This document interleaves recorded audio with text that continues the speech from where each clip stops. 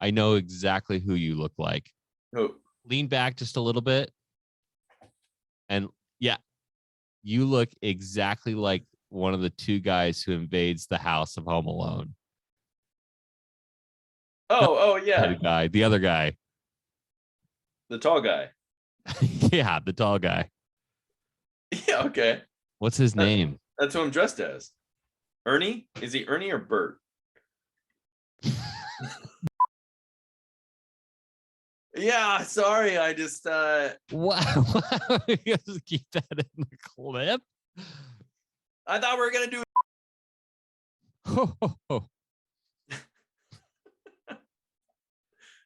graduated. Graduated.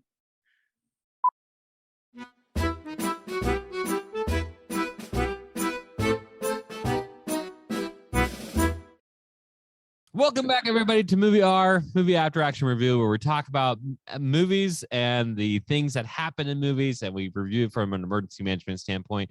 This week, we are reviewing the Santa Claus with Tim Allen. Wait, did you just graduate? Sorry, did you just graduate as Santa? I just graduated to the greatest Santa movie of all time. I don't know. There's some really good Christmas movies out there, so I don't know if I should say that. There you go. So we're back to the Santa Claus. We are really excited to review this movie.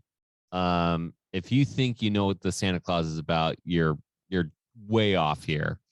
If you want to watch a murder mystery, a reverse murder mystery. I would argue it's a reverse murder mystery. A saving movie? No. They'll see when they. It's a saving mystery. All right. Hey, let's just jump into this clip. Before we start this clip, let's just let you know what happened right before this. Tim Allen, aka Toolman Taylor. What's his name in this movie? Scott Calvin. Scott Calvin. Oh, I see what they did there. Cute. Scott Calvin, aka Tim the Toolman Taylor. He thinks there's a home invader. He sees something. He hears something on his roof. He doesn't believe his kid at first, and he's like, "Oh my gosh, there's somebody on my house." He hears a clatter on the roof, John. He hears a clatter on the roof. Yeah, I'm telling you, he thinks his kid. He thinks there's a home invader. So he's coming outside. By the way, you think there's somebody in your home, so you go outside. Actually, that's kind of escaping, but you leave your kid inside. That's way messed up. Anyways, here we go. Nice boxers, bro. Hey, yo! What's that? Dang, dude. Come on, Santa. How many roofs have you been on all day? And this is the first one you fall off of in how many years? Yeah. Also, where was the camera placed? What? Where was the camera placed?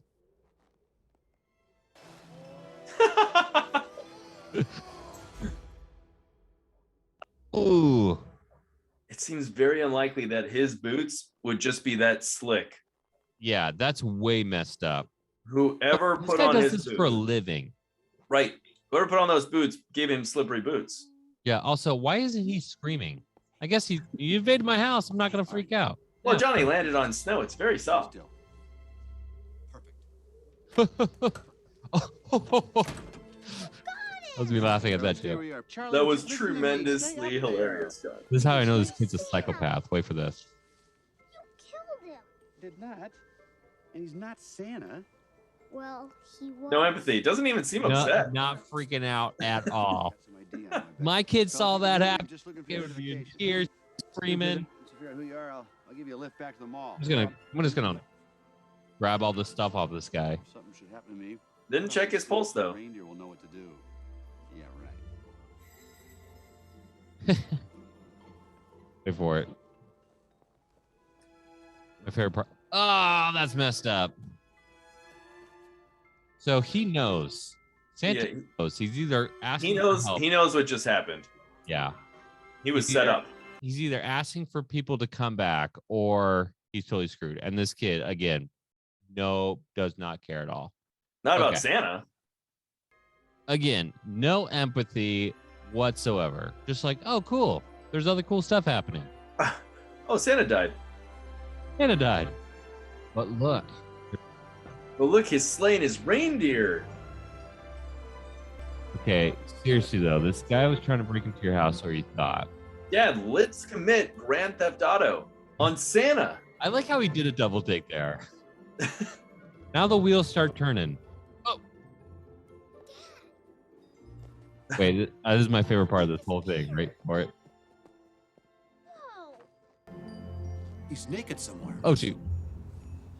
He's naked somewhere. Okay. They didn't get to the part in the clip where two major things. So, okay, the first part of the clip I really like that we didn't get to is right after that he goes, "Oh, there's this empty suit in front of my house and reindeer on my roof." Totally forgets, doesn't care at all that they killed Santa. Like they literally murdered Santa. And even if they didn't murder Santa, John, they murdered a person. Somebody died on his property. He didn't check a pulse. And now the guy's out there running. He thinks the guy's alive. He saw a guy fall off the roof. He saw a guy fall off the roof that he thought was trying to invade his home. I mean, how much empathy would you have? Hey, you put my kid's life in danger? Sure, I'll tap your toes. You alive, pal? No? No, well, that sucks for you, man. 911 would have been a good call. He must have been pretty confident in his abilities to fight that guy off or take care of himself. Yeah, there's just like there's so many questions I have, but again, they don't care about this guy at all because they see the reindeer and they see the prize on the roof essentially, and then they assume his identity, right? Like they're like, oh, I mean, naked guy ran away. Now I can get on the suit and I get all this stuff. Win-win. They gave the guy the sack, if you will. All I'm saying is this is an inside job. This was an inside job. This guy was set up. I don't know how he was set up. I don't know why he was set up, but he seems to have been set up. Santa does not get surprised. He does not lose his balance on rooftops. Yes? Oh, no, yeah. What he did. Exactly. Yeah. I think what we're going to have to reveal here on our show, though, that nobody else has considered, you're hearing it first on Movie After Action Review, that this is more twisted than what we originally thought. Patrick, what's our running theory here? What's happening next in the story?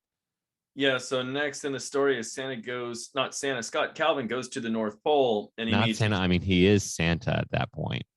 I mean, according to the ClausE. So we learned what the ClausE is, and around the borderline, as you saw in the clip, or as we're about to see in the clip. We're not going to show this clip. Oh, okay. So they go to the North Pole, and in the card, the Santa Claus card, in microscopic letters and words on the borderline of the card, it says that the person who puts on the Santa Claus suit, whether the other Santa couldn't do the job anymore because it was by accident or design, that whoever puts on the clothes of Santa takes on the job. Is stuck in the job, by the way. There's no getting out of it.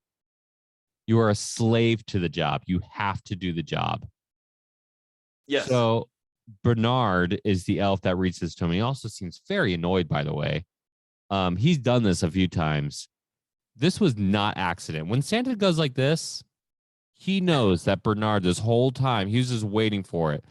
How does Santa slip off a snowy roof? The guy lives in the North Pole. They brushed past it real quick, but by accident or design.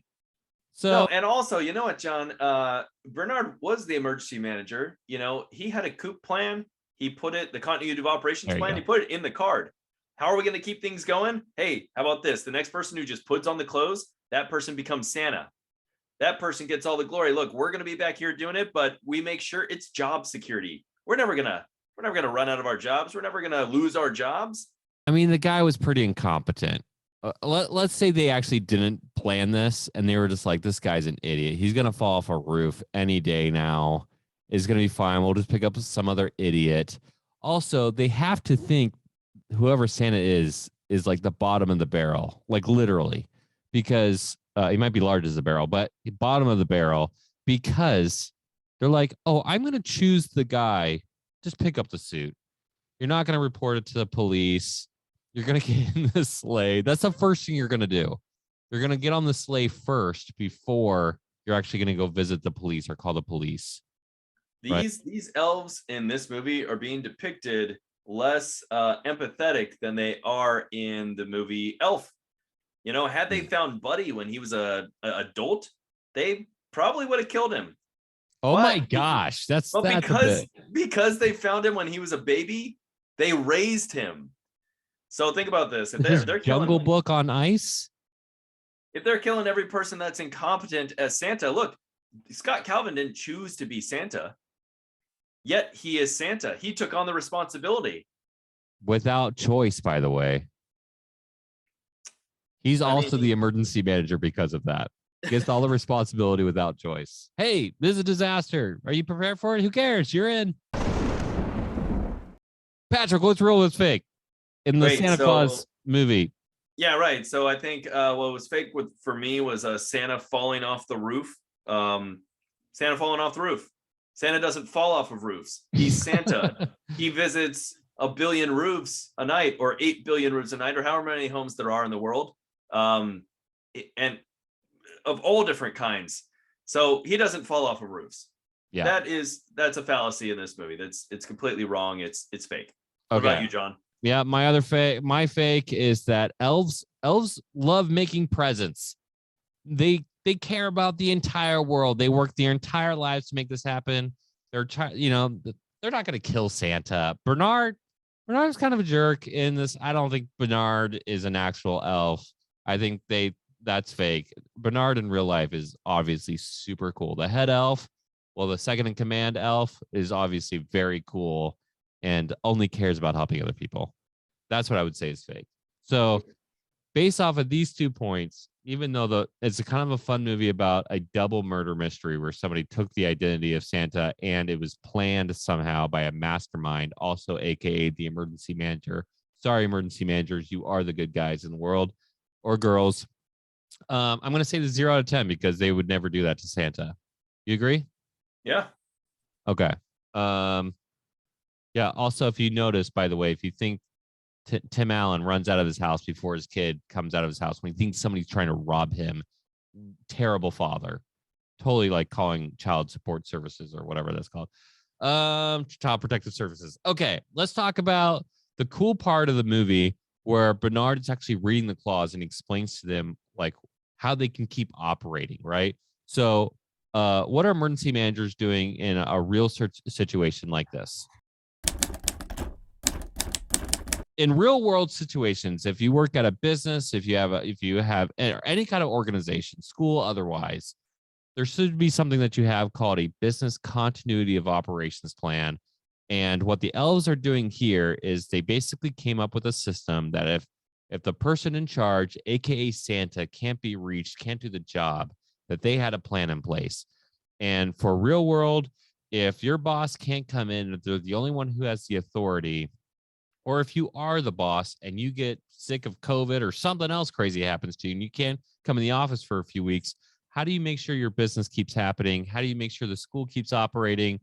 Really short answer here. Come up with a coup plan to say, hey, while they're out of the office, somebody else can be in charge until they come back. That's what we do in our job. That's what we have to figure out, whether a government, organization, business, whatever. Yep. Let's talk about a PSA. I don't even know what the PSA is here. The PSA, somebody's breaking into your house? If you hear a clatter on the roof, inspect it, but don't startle the guy on the roof.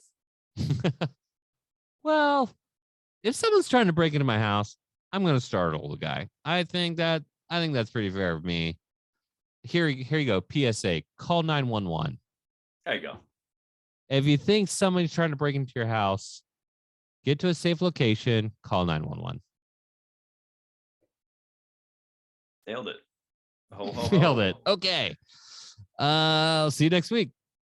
Wait. We got to end up with a Santa thing. That's a wrap. A Christmas wrap. There's myrrh.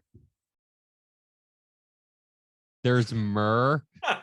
Yeah. There's myrrh to this episode. There's myrrh. Catch us next week on the Movie AAR. I'm gonna be frankincense with you. That wasn't really fun. Oh wow. That is just pure gold. Oh, got them all covered. Movie AAR. Movie AAR. Movie AAR. Okay, so our running theory, the Patrick and John show, claiming it right here on Movie AAR for the first time, discovering, or rather, brushing the snow away. Revealing. Thank you. Revealing on this show. Thank you. I was trying to come up with words. Like finding Captain America in ice. It's the closest thing I get for uncovering.